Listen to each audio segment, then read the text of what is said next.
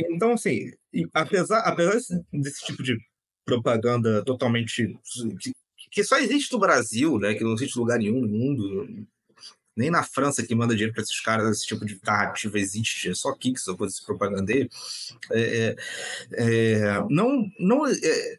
não é algo real, tá? Isso só para fechar, né? Isso nunca existiu.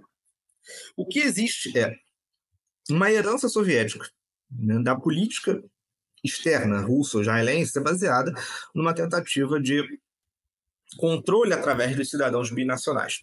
Né? São muitos binacionais russo-israelenses, né? Uhum. Sovieto-israelenses mais ainda, né? Considerando as repúblicas soviéticas que se tornaram países independentes.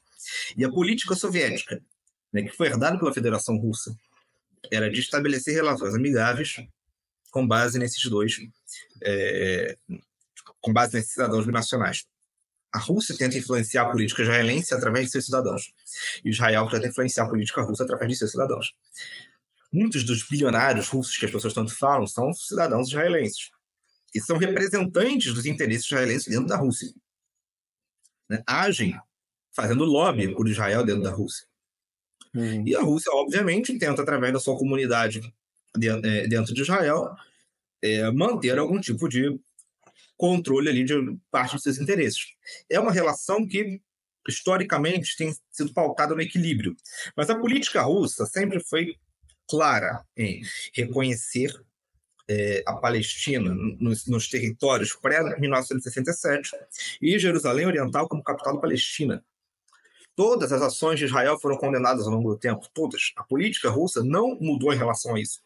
E não houve, em nenhum momento, colaboração russa com as agressões israelenses, né, a, a todos os seus vizinhos. Não dá nem para falar a Palestina, porque ela ataca A todos os seus todo vizinhos. mundo. É.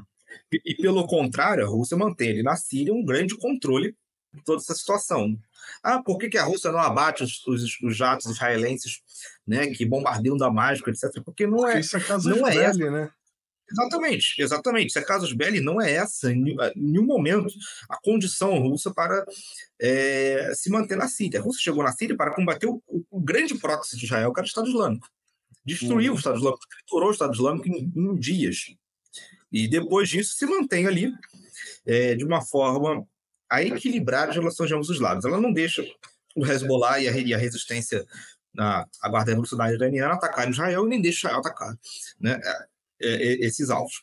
Então, mantém o equilíbrio na região. A hora que a Rússia acabar, né, com as suas relações com Israel, ela não precisa atacar Israel. Basta ela sair dali. Ela saindo da Síria, o Hezbollah, a Guarda Revolucionária, fazem o que tem que ser feito. Eles vão atacar Israel. Né? É isso que precisa acontecer. A Rússia se retirar. Ela não precisa atacar Israel. Então essa é uma relação muito sensível, muito crítica. Atualmente, Rússia e Irã cooperam militarmente em um nível extremamente avançado e estão à beira ali da assinatura de um acordo de defesa coletiva. O que é acordo de defesa coletiva? Semelhante àquele da Coreia do Norte. Exatamente. O que é o acordo de defesa coletiva? Para uma linguagem jurídica, as pessoas não conhecem muito bem. Acordo de defesa coletiva é uma condição em que um Estado reconhece a agressão a outro Estado como uma agressão ao seu próprio território. O maior acordo de defesa coletiva do mundo é a OTAN. Né? É o que legitima dentro desse acordo que, por exemplo, um ataque da Rússia à Polônia, né, seja considerado um ataque ao território americano e os Estados Unidos intercedam contra a Polônia. O A famoso Rússia, artigo 5, né? isso, o famoso artigo 5.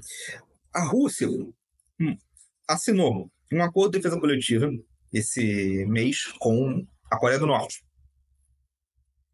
A Rússia tem esse mesmo acordo, né, com os países ali da comunidade de Estados independentes, tem esse mesmo acordo com Belarus,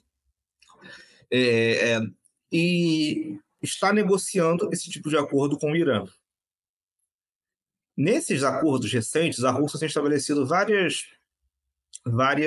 condições de troca de tecnologia militar. E acredito eu, essas trocas incluirão material nuclear.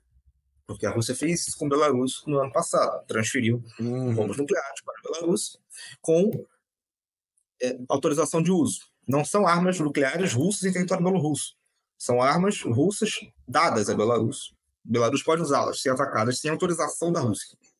Em outras palavras, a Bielorrússia agora é um país detentor de tecnologia nuclear, né? De armas nucleares, não tecnologia, armas mesmo. São armas estratégicas. Armas estratégicas. E a Rússia e a Belarus estão atualmente na terceira fase de treinamentos nucleares estratégicos, né? Agora, inclusive, nesse exato momento.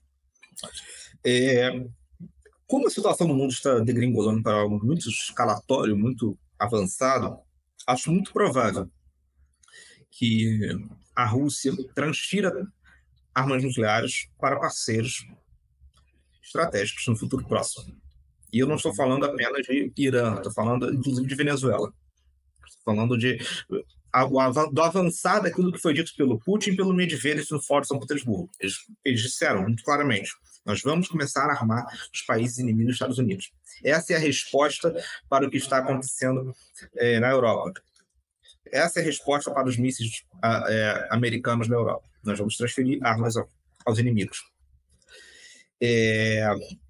Então, eu acho que o acordo com o Irã só não foi assinado justamente pela iminência de guerra agora. Não seria algo muito racional, né, assinar esse tipo de acordo agora, né, que o Irã está envolvido numa guerra. Né? O Irã teve... Isso é pré-assassinato do Ranier, né? Claro, porém o Irã está envolvido nessa guerra há muito tempo. Então, aconteceu a negociação, a Rússia deixou claro para o Ocidente que poderia acontecer, e ficou por isso mesmo. A assinatura do acordo fica para o momento futuro. Mas, se isso acontecer, é uma situação de guerra mundial aberta. De guerra mundial aberta. Então, por outro lado, se a Rússia, da mesma forma que a Rússia fez com a Coreia do Norte, se ela fizesse isso com o Irã, isso não seria uma puta de uma deterrence, de uma segurada de onda, irmão? Agora, se atacar isso aqui, é artigo 5 do meu lado, né? Tá numa situação de iminência ali. Seria para os Estados Unidos, mas para Israel, não sei. Israel não se importa com isso. Mas Israel não tem artigo 5, né? Israel não precisa. Israel comanda a OTAN. Esse é o ponto. Israel comanda a OTAN. Por que tem porta-aviões de Israel americanos no Oriente Médio? Não tem nada que estabeleça a defesa coletiva. Mas Israel comanda. Por que toda a OTAN está apoiando Israel? Mesmo quando é muito engraçado o que os países europeus estão fazendo. Eles mandam armas, mandam dinheiro, mandam tudo e condenam. Né? Nós não queremos genocídio em Gaza, mas estão mandando, porque eles não podem tomar uma outra. Eles não podem mudar essa política. Eles têm que cooperar de alguma forma. Israel estabelece, através do seu lobby, o controle da política bipartidária americana, e controlando a política americana, Israel comanda a OTAN, porque a OTAN nada mais é do que o exército internacional dos Estados Unidos. Então, assim,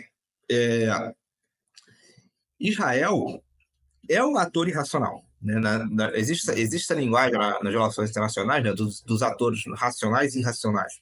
Geralmente, né, os internacionalistas consideram atores irracionais como o Putin, por exemplo, ou o Lukashenko, ou o Kim Jong-un. Né? Para eles são os irracionais. Mas Israel é o ator mais irracional possível de se imaginar num cenário mundial. É aquele que age contra toda forma de lógica possível.